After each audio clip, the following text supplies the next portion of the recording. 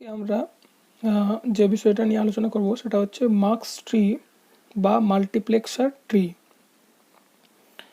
তো প্রিভিয়াস ক্লাসে আমরা মার্কস সম্বন্ধে ডিসকাশন করেছি। তো বেসিক্যালি মার্কস বা মাল্টিপ্লেক্সারের ইনপুট লিমিটেড থাকে। ইনপুট লিমিটেড মানে number of input, maximum number of input 16 হতে পারে, মানে 16:1 বা 16 ক্রস মার্কসের নাম্বার অফ ইনপুট 16 হতে পারে। তার থেকে বেশি ইনপুট আমরা ইউজ করতে পারি না মার্কসের ক্ষেত্রে। তো নাম্বার অফ ইনপুট যেহেতু লিমিটেড হয়ে গেছে, তো তার জন্য আমরা কি করতে পারি, যদি নাম্বার অফ ইনপুট 16-এর বেশি হয়, আমরা এমন একটা সার্কিট ডিজাইন করছি যার নাম্বার অফ ইনপুট 16-এর বেশি, তো তার জন্য আমাদের কি করতে হবে, মাল্টিপল মার্কস ইউজ করতে হবে। তো সেই মাল্টিপল মার্কস ইউজ করা বা মাল্টিপ্লেক্সার ইউজ করাকে বলা হয় মার্কস ট্রি। তো ওটা কীভাবে করা হয় না, মার্কসগুলোকে ক্যাসকেড করা হয়, দুটোকে বা তিনটেকে একসঙ্গে ক্যাসকেড করা হয়। তো সেটা হচ্ছে মাল্টিপ্লেক্সার ট্রি বলে। 2 নম্বর হচ্ছে, এটা কি করা হয়, লোয়ার অর্ডার থেকে higher order of multiplexer can be constructed by using lower order multiplexer. মানে ধরো 2x1 মাল্টিপ্লেক্সার, সেখান থেকে আমরা কি করতে পারি, হায়ার অর্ডার মাল্টিপ্লেক্সার মানে 4x1কে আমরা ইমপ্লিমেন্ট করতে পারি। অথবা 2x1 মাল্টিপ্লেক্সার থেকে 16x1 মাল্টিপ্লেক্সার ইউজ করতে পারি। 2x1 মাল্টিপ্লেক্সার থেকে আমরা 4x1 or 4:1 সেখান, অথবা কী করতে পারি, 8x1 করতে পারি, 16x1 করতে পারি। তার মানে লোয়ার অর্ডার মার্কস থেকে আমরা হায়ার অর্ডার মার্কসকে ইমপ্লিমেন্ট করছি বাই ইউজিং মার্কস ট্রি বা মাল্টিপ্লেক্সার ট্রি। তো এটা হচ্ছে মাল্টিপ্লেক্সার ট্রির ইম্পর্টেন্স। তো আমরা একটা এক্সাম্পল দেখব। এক্সাম্পলটা কী হবে না, implement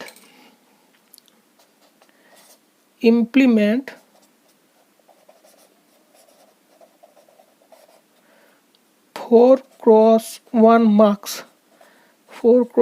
marks using 2x1 marks। তাহলে আমরা 2x1 marks থেকে 4x1 marks তৈরি করব। সেটা কীভাবে করব, তো একটা ধরো ট্রি যেরকম, তাহলে আমরা একটা এক্সাম্পল 2x1 মার্কসের ইনপুট কটা আছে, 2x, এই যে 2 মানে হচ্ছে ইনপুট দুটো, আর 4x ইনপুট 4টে, আর 1 ইজ সিগনিফিক্যান্ট ফর আউটপুট। 1 দুটোর ক্ষেত্রে 1 একটাই আউটপুট থাকবে।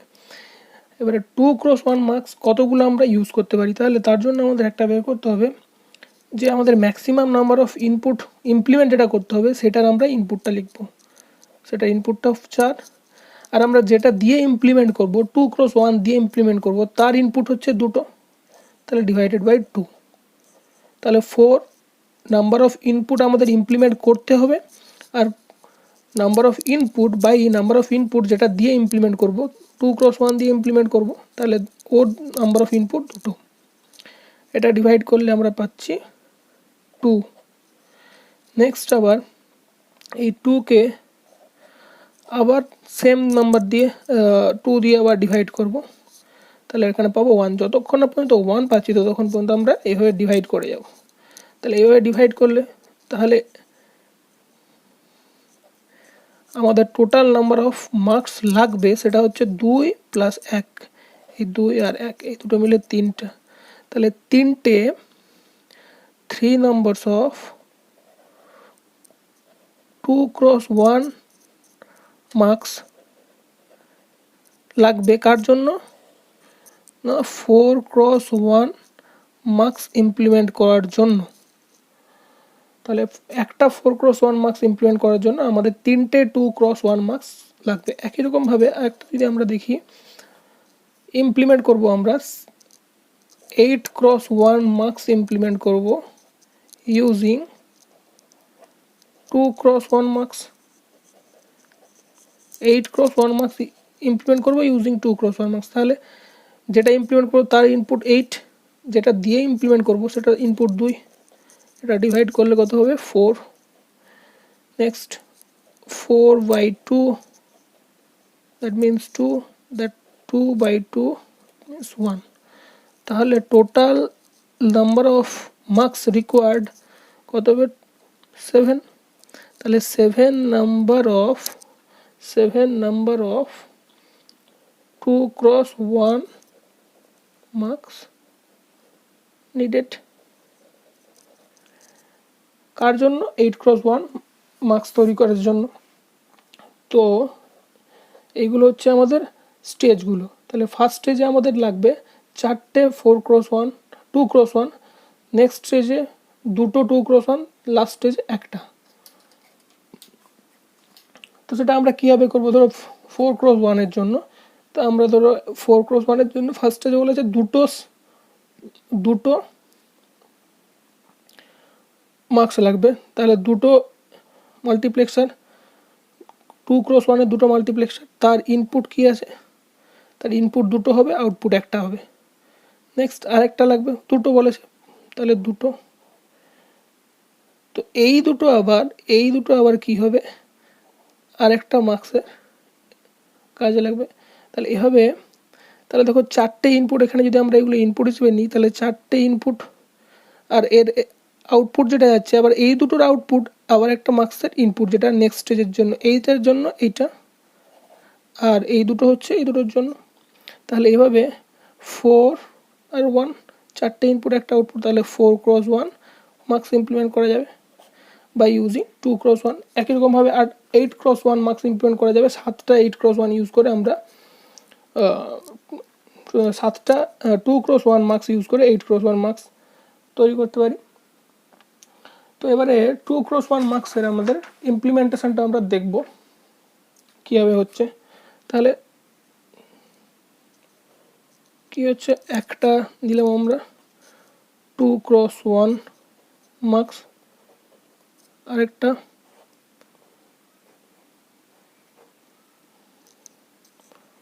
2x1 মার্কস, এর দুটো ইনপুট। আচ্ছা, এইখানে সিলেক্ট লাইন, এখানে সিলেক্ট লাইন থাকবে, এটা ফার্স্ট স্টেজের জন্য, নেক্সট স্টেজের জন্য এখানে। তাহলে এখান থেকে যে আউটপুটটা হবে সেটা হচ্ছে লাস্ট স্টেজের ইনপুট। তাহলে দুটোর আউটপুট লাস্ট স্টেজের ইনপুট, তাহলে এটাও 2x1 মার্কস। এটা একটা সিলেক্ট লাইন থাকবে, এখানে আলটিমেট আউটপুট থাকবে y।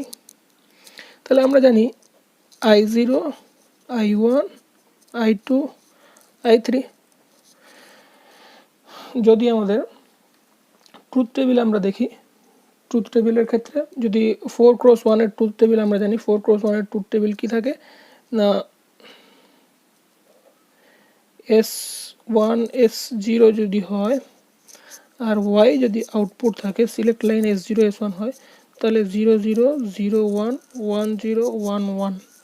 এই 0 0 জন্য I0, 0 1 জন্য I1, 0 1 0 জন্য I2, আর 1 1 জন্য I3।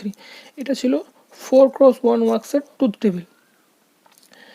এবারে এটা আমাদের এখানে ইমপ্লিমেন্ট করতে হবে। এখানে যে সিলেক্ট লাইন আছে, এই সিলেক্ট লাইনগুলো আমরা কীভাবে ইউজ করব? 4x1 মাল্টিপ্লেক্সারে আমাদের কি ছিল? দুটো সিলেক্ট লাইন ছিল, একটা ছিল S0 S1, আর এইগুলো ছিল ইনপুট, 4খানা ইনপুট ছিল, একটা আউটপুট ছিল, এটা হচ্ছে 4x1 আউটপুট y ছিল।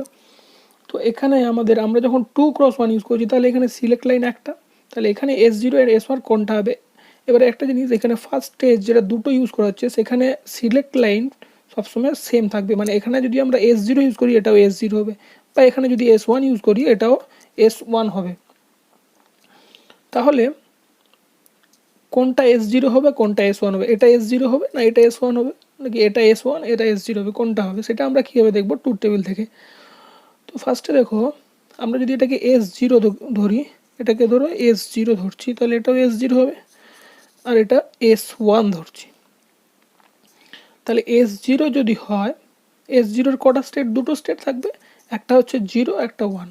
তাহলে যখন 0 হবে, যখন 0 হলো, S0 ইজিক্যাল টু যখন যখন 0 হবে, তখন কি আসবে? S0 যখন এখানে 0 হবে, এখানে যখন S0 0 হবে, তখন কাকে সিলেক্ট করবে? তখন হচ্ছে I0টাকে সিলেক্ট করবে। S0 যদি 0 হয়, তাহলে সিলেক্টর লাইন I0কে সিলেক্ট করে আউটপুটে কে পাঠাবে? I0 পাঠাবে, তাহলে I0 যাবে। এখানেও তেমনি S0 যদি 0 হয়, ভ্যালুটা যদি 0 হয়, তাহলে এখানে কাকে পাঠাবে? ফার্স্টটাকে পাঠাবে, সেটা হচ্ছে I2টাকে পাঠাবে। তাহলে I0 এখানে ঢুকলো আর I2 ঢুকলো।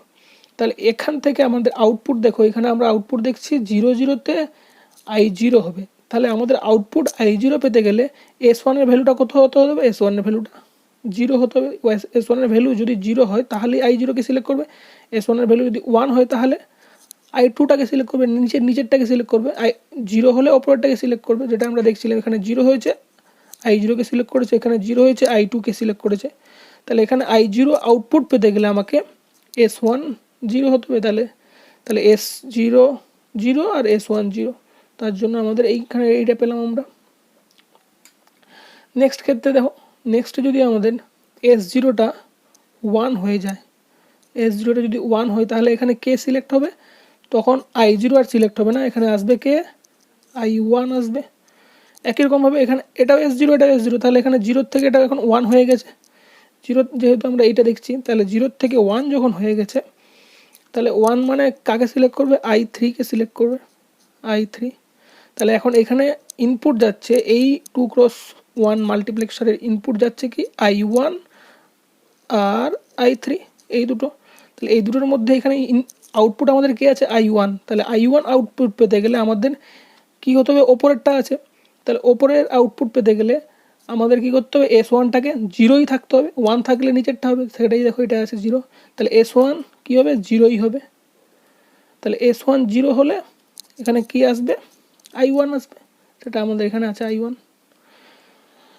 একই রকমভাবে যখন আমাদের আবার এটাকে যখন আমরা 0 করব, তখন এখানে আবার কি আসবে? আউটপুট সিলেক্ট আউটপুট আসবে কি? এখানে I1 আসবে, I0 আসবে, 0 হলে I0 আসবে। এখানে একই রকমভাবে 0 যখন হবে সিলেক্ট, তখন এখানে কে আসবে? I2 আসবে। তাহলে I2 আর I0 এখানে ইনপুট যাচ্ছে, এর মধ্যে আমাদের সিলেক্ট করতে হবে I2কে। তাহলে I2কে সিলেক্ট করতে গেলে S1 তাহলে কী হতে হবে? S1কে 1 হতে হবে, সেটাই করেছে S1 1, বাট S0 0ই আছে। তো এখানে আমরা কি পাবো? I3 I2 পাবো। তো এটা হচ্ছে ট্রুথ টেবিল। এভাবে আমাদের 4x1 মাল্টিপ্লেক্সার ইমপ্লিমেন্ট করলাম আমরা 2x1 মাল্টিপ্লেক্সার দিয়ে।